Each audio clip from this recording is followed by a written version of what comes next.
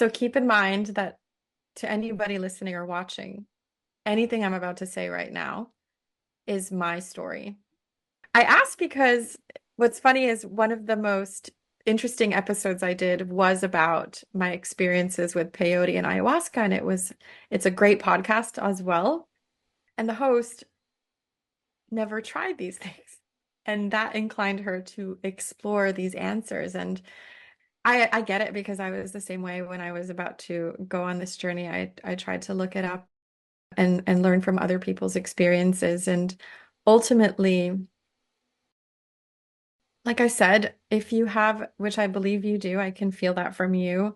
It sounds like you've spent a lot of time strengthening your foundation and your core and your. So if anybody is looking to do something like this,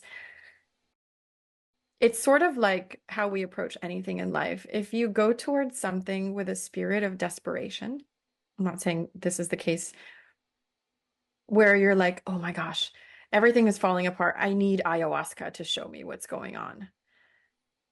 Mm, okay, you will get your answers, and it's going to be possibly, I'm not sure, I'm not her. It could be tough. It could be a tough experience.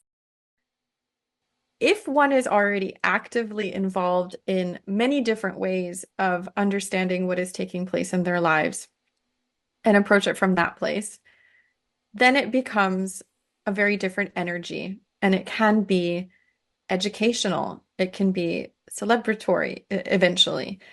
I've had maybe about 15, 16 ayahuasca ceremonies in my life I've participated in.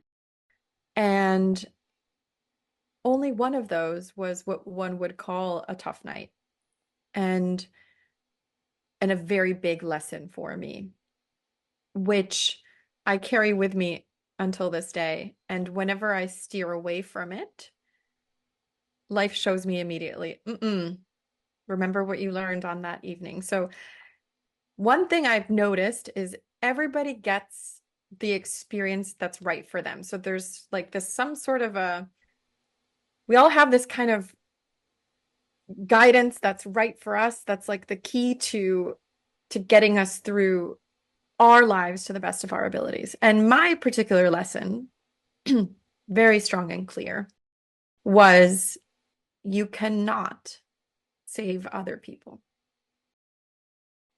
You can only be there to show and elevate them in that process. And the way that unraveled for me and in the ceremony was that there was a person in the group with us who had a very strong migraine.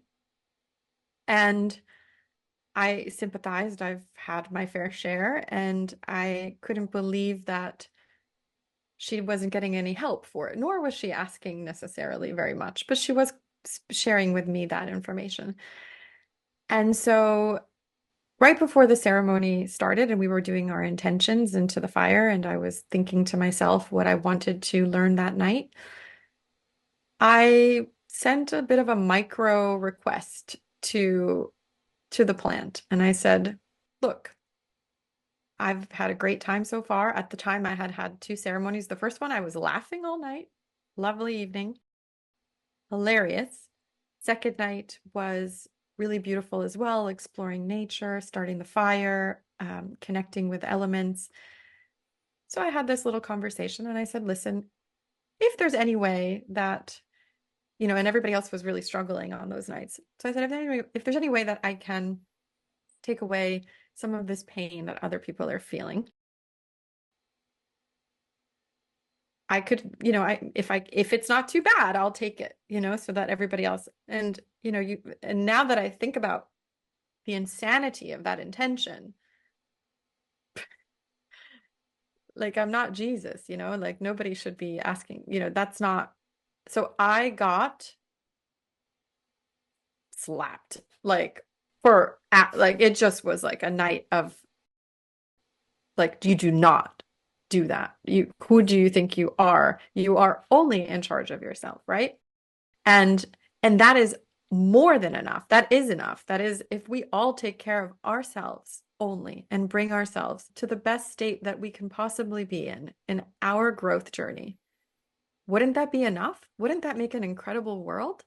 So, what are we focusing on? Constantly trying to give other people things that if we gave ourselves and embodied that example, we'd be good. We'd all be good. That was my lesson.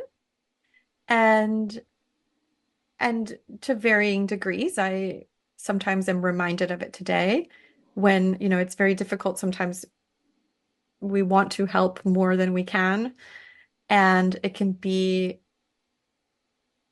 easy to slip into caregiving and the what's it called, people please, maybe not people pleasing in this particular case, um but yeah, wanting to seeing in others a struggle that we've already dealt with in ourselves, so therefore feeling like we want to help because we have already learned that lesson, so we want to give them the experience of not having to go through it. But that's not our responsibility, right? So everybody's process is their choice and something that they're meant to experience.